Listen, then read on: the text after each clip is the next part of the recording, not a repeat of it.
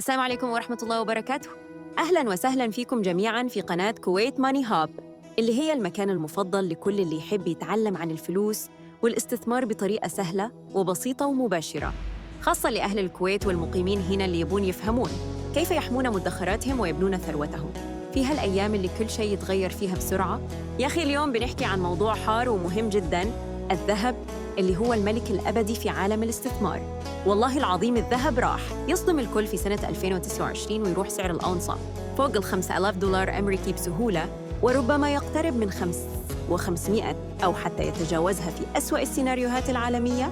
وأنا هنا مش بس بقول توقعي، بل بشرح لكم خطوة بخطوة ليش هالتوقع مبني على أساسيات قوية ومعلومات حقيقية من الأسواق العالمية، مش مجرد كلام في الهواء.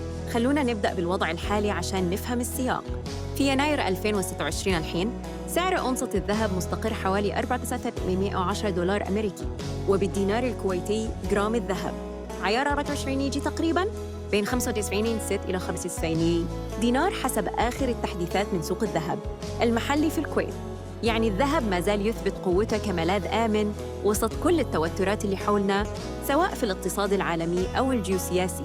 وهالارتفاع مش جديد، من 2025 الذهب طلع بشكل مو طبيعي، وكثير ناس قالوا إنها فقاعة، بس والله ما هي فقاعة. هذا صعود حقيقي مبني على عوامل أساسية زي فجوة العرض والطلب اللي هي أول سبب رئيسي. شوفوا، الإنتاج العالمي للذهب مستقر من سنين حوالي 3000 إلى 3600 طن بالسنة الواحدة، وصعب جداً يزيد أكثر من كذا بسبب ارتفاع تكاليف التنقيب والحفر وقلة الاكتشافات الجديدة لمناجم كبيرة.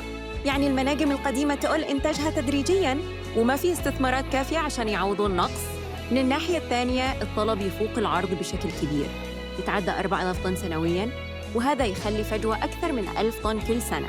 والفجوة هذه مش بتنسد قريب، لأن الطلب من الصناعات زي المجوهرات والإلكترونيات والطب مستمر، بالإضافة إلى الطلب الاستثماري اللي يزيد مع كل أزمة. فهالنقص المستمر راح يدفع السعر لفوق بشكل طبيعي. السبب الثاني اللي يقوي التوقع هو دور البنوك المركزية. يا جماعة، من سنة 2028 والبنوك المركزية تشتري ذهب بالجنون، أكثر من 1000 طن سنوياً في المتوسط. وفي 2025 وحدها متوقع شراء حوالي 800 طن أو أكثر، وفي 2026 راح يستمر الاتجاه ده على الأقل ب 730 إلى 900 طن. ليش؟ لأن الثقة في العملات الورقية زي الدولار واليورو نزلت بشكل كبير بعد الحروب في أوكرانيا والشرق الأوسط، والعقوبات الاقتصادية اللي خلت الدول تفكر في تنويع احتياطياتها. يعني دول زي الصين وروسيا والهند وتركيا وغيرها تشتري ذهب عشان تحمي اقتصادها من التسييس في النظام المالي العالمي. وهالشرايات الكبيرة هي دعم قوي للسعر، مش مجرد مضاربة صغيرة. السبب الثالث والأكبر هو الاقتصاد العالمي اللي مليان مشاكل ومخاطر. ديون أمريكا وحدها تجاوزت الوعر 200 تريليون دولار وما في حل واضح، بالإضافة إلى أزمة العقار في الصين اللي مستمرة وتهدد الاقتصاد العالمي، وتوترات جيوسياسية زي الصراع في تايوان أو الشرق الأوسط أو حتى أوروبا. كل هذا يخلي التضخم يرتفع والعملات تضعف، والناس والمستثمرين يركضون على الذهب كملاذ آمن تاريخياً.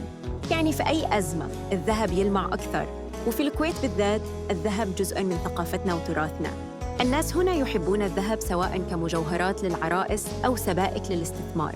وسوق الذهب في الصالحية أو الفروانية أو المباركية مليان محلات موثوقة زي عبد الوهاب أو غيرها، والسعر بالدينار الكويتي يرتفع مع الدولار، فهو فرصة حلوة للي يبي يحمي فلوسه من تقلبات السوق، خاصة مع ارتفاع أسعار النفط أحياناً اللي يأثر على الاقتصاد المحلي.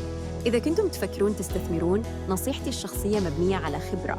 أولاً، اشتروا ذهب مادي حقيقي زي سبائك أو جنيهات ذهب أو حتى مجوهرات عيار 21 أو 24 من محلات مضمونة ومعروفة في الكويت عشان تتجنبون الغش، وخزنوه بأمان في خزنة بنكية زي بنك الكويت الوطني أو غيره، أو في خزنة منزلية آمنة. ثانياً، إذا تبون شيء أسهل وأقل مخاطر تخزين، روحوا على صناديق الاستثمار المتداولة ETFs زي GLD اللي يتبع سعر الذهب مباشرة، أو IAU اللي رسومه أقل، وتشترونها من تطبيقات الاستثمار اللي متوفرة هنا زي تطبيق بنك البورصة أو منصات دولية زي Interactive Brokers إذا كنتم متقدمين. ثالثاً، أسهم شركات التعدين زي نيومونت أو باريك جولد ممكن تكون خيار، بس بحذر شديد لأنها تتقلب أكثر من الذهب نفسه وتتأثر بعوامل زي تكاليف الطاقة أو التنظيمات البيئية. المهم جداً ما تحطون كل فلوسكم في الذهب، حطوها 10 إلى 20%. فقط من محفظتكم الاستثمارية حسب عمركم ووضعكم المالي ومدى تحملكم للمخاطر. مثلاً إذا كنتم شباب ومغامرين حطوا أكثر، أما إذا كنتم متقاعدين ركزوا على السلامة ودايماً تنوعوا مع أسهم أو سندات أو عقار عشان ما تخسروا كل شيء إذا حدث شيء غير متوقع. وتذكروا الاستثمار طويل الأمل مش بيع وشراء يومي. إن شاء الله في 2025 نشوف الأونصة تتعدى $5,000 بسهولة، خاصة لو زادت التوترات الجيوسياسية أو تفاقمت الديون العالمية أو حتى لو الفيدرالي الأمريكي خفض الفوائد أكثر، وهذا راح يفيد كل اللي يستثمر الحين.